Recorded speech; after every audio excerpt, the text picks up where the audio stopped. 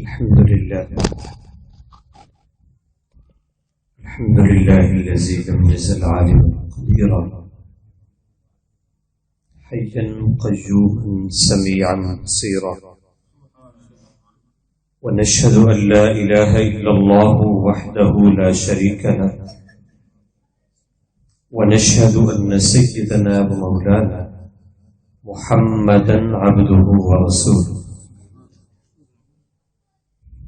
أما بعد فأعوذ بالله من الشيطان الرجيم. بسم الله الرحمن الرحيم. قال الله تبارك وتعالى في كلامه المجيد والفرقان الحميد: والضحى والليل إذا سجى ما ودعك ربك وما قلى وللآخرة خير لك من الأولى. صدق الله مولانا العظيم.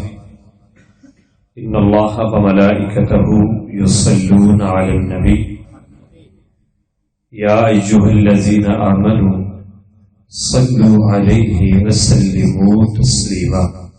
آواز بلند درود و سلام کا نذرانہ جھوم جھوم کر پڑھیے: الصلاۃ والسلام علیک یا سیدی یا رسول اللہ. کوئی بھی زبان خاموش نہ رہے.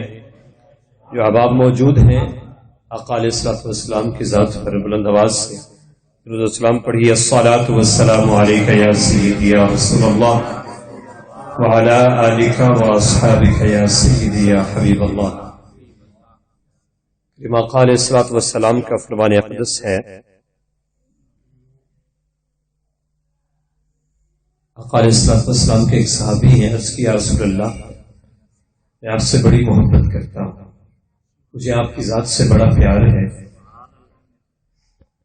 آقا علیہ السلام نے فرمایا: تم محبت کا اظہار کس انداز میں کرتے ہو؟ عرض کیا: یا رسول اللہ، آپ کی ذات پہ درود پڑھ کے محبت کا اظہار کرتا ہوں. کریم آقا علیہ السلام نے پوچھا: کتنا درود پڑھتے ہو؟ عرض کی: یا رسول اللہ، میں نے اپنے وقت کو 4 حصوں میں تقسیم کیا ہے. 3 حصے زندگی کے معاملات ہیں، عبادات ہیں، باقی ساری چیزیں ہیں، اور اپنے اوقات میں سے ایک حصہ میں نے مختص کیا ہے. باقی کوئی کام نہیں کرتا، صرف آپ کی ذات پہ درود پڑھتا.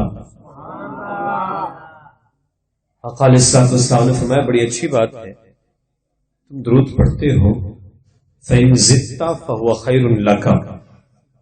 جو وقت تم نے درود کے لیے مختص کیا ہے، اس وقت میں مزید اضافہ کر لو، وقت بڑھا لو، تو یہ تمہارے لیے بہتر ہوگا.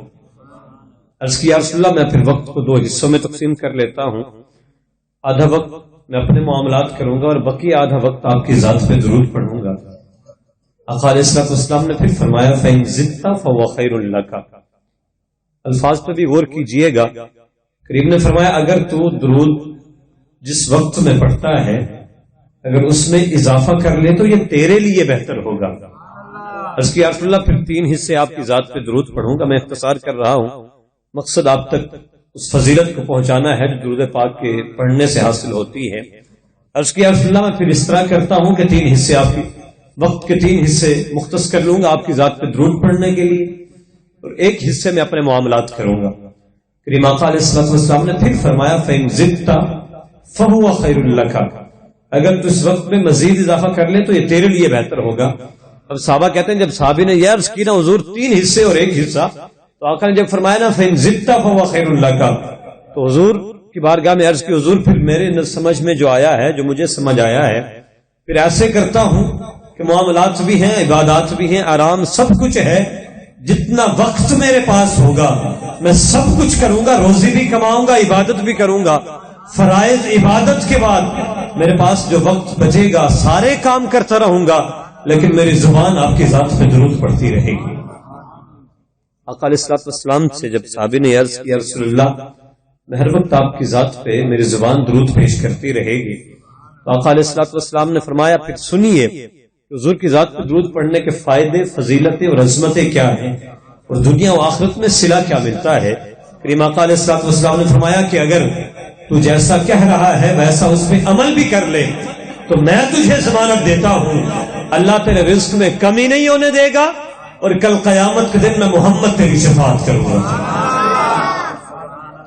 ہمارے لیے اس سے بڑھ کے وہ کیا ہو سکتا ہے کہ دنیا کے معاملات بھی حل ہو جائیں اور کل آخرت میں مصطفیٰ جان رحمت کی شفاعت بھی حاصل ہو جائے۔ صوفیاء فرماتے ہیں سب سے بہترین حضور سے محبت کے اظہار کا طریقہ یہ ہے کہ حضور کی ذات پہ محبت سے درود پڑھا جائے۔ میرے آقا فرماتے ہیں ما من عبد یصلی علی الا بلغنی صوته حیث کان۔ حضور خطاب تو قبلہ علامہ صاحب تشریف لائیں گے، میں صرف آپ کے سامنے بیٹھا ہوں، میں چاہتا ہوں ذکر رسول کی محفل ہے جناب آپ نے سجائی ہے، اللہ رب العالمین انہیں اس کا اجر و ثواب عطا فرمائے، آقا علیہ الصلوۃ والسلام کی سچی غلامی عطا فرمائے۔ اس مسجد میں موجود ہے مالک مولا اس مسجد کے تمام نمازیوں کو، تمام معاونین کو مالک مولا ان کی زندگی میں برکتیں عطا فرمائے۔ آقا علیہ الصلوۃ والسلام کی ذات پہ درود پڑھتے ہیں، فضیلت آپ نے سن لی۔ آقا علیہ الصلوۃ والسلام نے ایک اور فضیلت بھی بتائی، ما من عبد یصلی علی الا بلغنی صوته حیث کان۔ میں نے آخر میں ایک لفظ کہا تھا کہ محبت سے پڑھنا ہے۔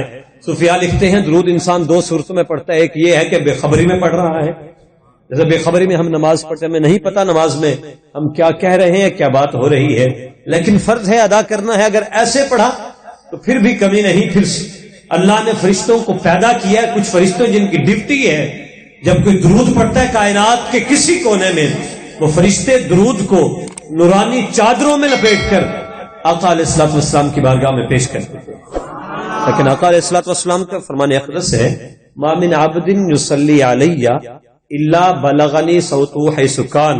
اس کے تحت مفسرین اور محدثین لکھتے ہیں یہ محبت کے ساتھ پڑھا گیا درود ہے، اور اس کے بارے میں آقا فرماتے ہیں جب کوئی محبت کے ساتھ مکمل توجہ ہو، اس توجہ کے ساتھ میری ذات پہ درود پڑھتا ہے، وہ کائنات کے کسی کونے میں کسی بھی وقت پڑھتا ہے تو محمد خود اس کے درود کو سنتا ہوں۔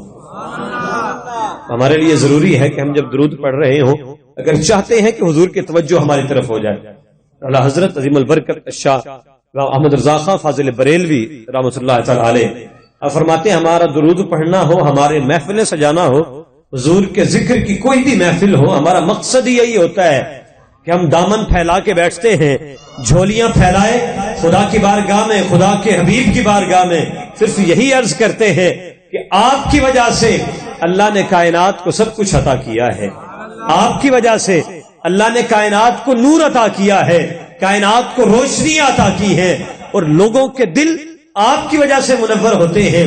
ہم آپ کے ذکر کی محفل سجا کے بیٹھے ہیں اور یہ جھولیاں پھیلا کے دعا کر رہے ہیں کہ چمک تجھ سے پاتے ہیں سب پانے والے، میرا دل بھی چمکا دے چمکانے والے۔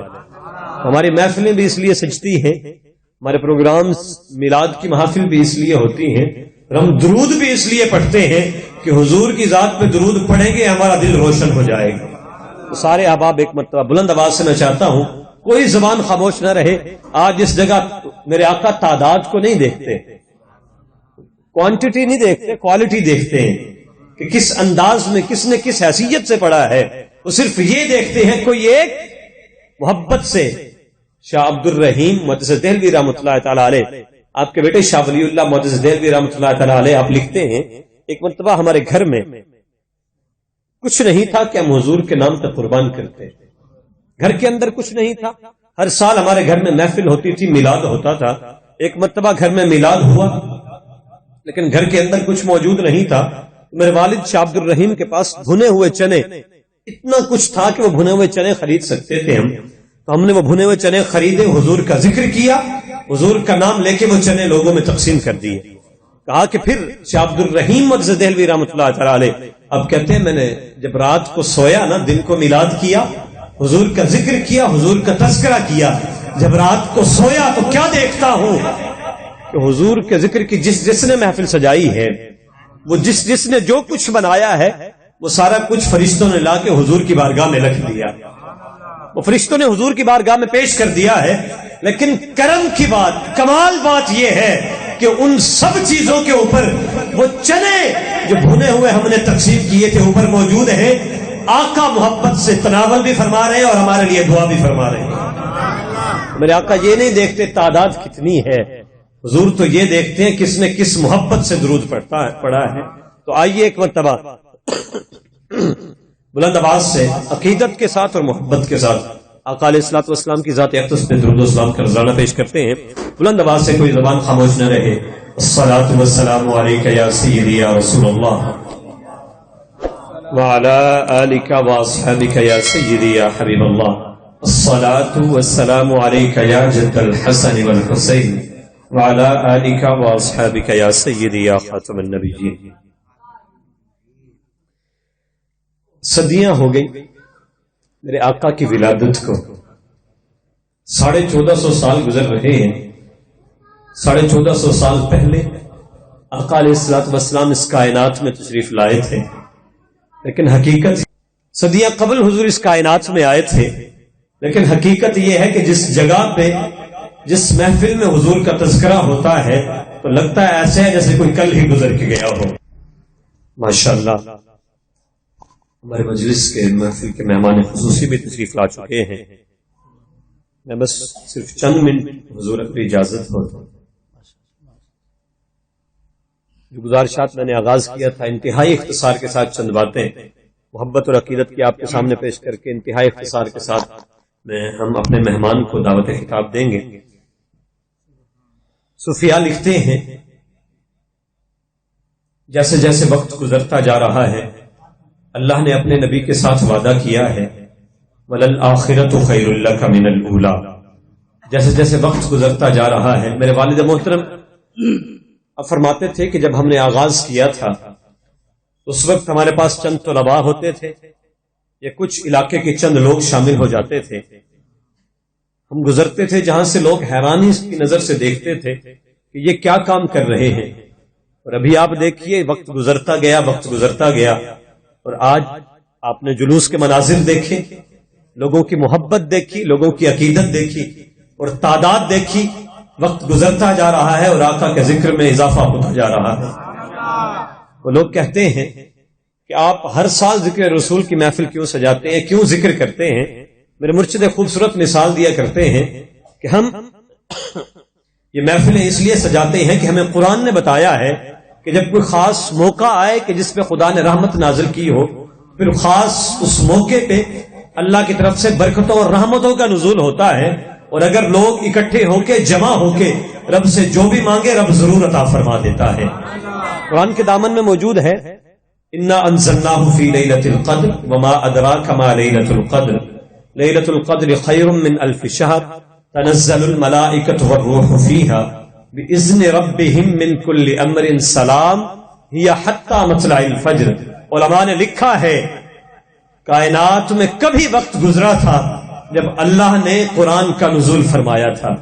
اللہ فرماتا انا انزلناہ فی لیلۃ القدر، ہم نے اس کو لیلۃ القدر میں نازل کیا تھا.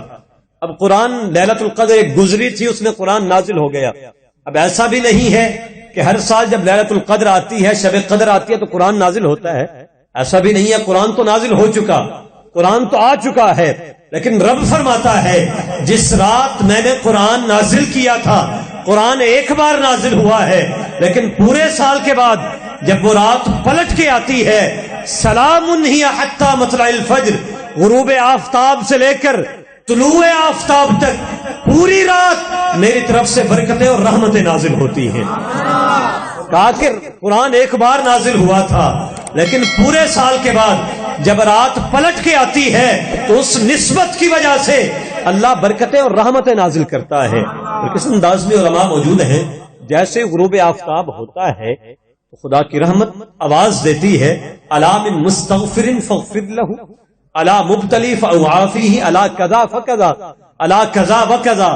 فرمایا ہر طرح کے لوگوں کو پکارا جاتا ہے. کوئی رزق مانگنے والا ہو، دولت مانگنے والا ہو، عزت مانگنے والا ہو، اولاد مانگنے والا ہو، استغفار مانگنے والا ہو، بخشش مانگنے والا ہو، رب کی رحمت پکارتی ہے. غروب آفتاب سے لے کر دوسرے دن کے فجر تک پکارتی ہے رحمت. کوئی ہم سے مانگنے والا ہو ہم اس کو نواز دیں گے، کوئی ہم سے طلب تو کرنے والا ہو، کوئی ہم سے مانگنے والا تو ہو، وہ ہم سے جو مانگے گا ہم ضرور عطا فرمائیں گے. صوفیاء کہتے ہیں جس رات قرآن نازل ہو، ایک بار نازل ہوا ہر سال بعد جب لوٹ کے رات آتی ہے تو اس نسبت سے رب رحمتیں نازل کرتا ہے. تو کہا کہ محمد مصطفیٰ بھی ایک خاص رات میں تشریف لائے تھے لیکن قرآن اس ہستی کی وجہ سے نازل ہوا ہے، تو یہ کیسے ہو سکتا ہے کہ قرآن کے نزول کی رات تو رحمتیں نازل ہوں، اور جس رات صاحب قرآن آئے اس رات رحمتیں کیوں نہیں نازل ہوں گی؟ تو کہا کہ جس رات قرآن نازل ہو اس رات رحمتیں نازل ہوتی ہیں، اور جس رات صاحب قرآن نازل ہو خدا کی طرف سے رحمتیں اور فضیلتوں کی بارشیں نازل ہوتی ہیں۔ ہم یہ محفلیں، یہ مجلسیں اس لیے سجاتے ہیں کہ جس جگہ پہ آقا علیہ الصلوۃ والسلام کا تذکرہ ہوتا ہے، جس جگہ پہ آقا علیہ الصلوۃ والسلام کی ولادت کا، آپ کی سیرت کا ذکر ہوتا ہے، صوفیاء فرماتے ہیں وہ جگہ کل قیامت کے دن شفاعت کرے گی، اور سب سے پہلے اس جگہ کی شفاعت اس لیے قبول کی جائے گی کہ محمد مصطفیٰ کے امتیوں نے بیٹھ کر محمد کا ذکر کیا تھا۔ اللہ رب العالمین کی بارگاہ میں دعا میں بالکل یہاں اختتام کروں گا اس دعا کے ساتھ کہ مالک مولا ہم سب کو ساری زندگی آقا علیہ الصلوۃ والسلام کا ذکر کرنے کی توفیق عطا فرمائے۔ مالک مولا ہمیں اسی ذکر پر زندگی گزارنے کی توفیق عطا فرمائے، اور آقا علیہ الصلوۃ والسلام کے ذکر پر ہی ہم سب کو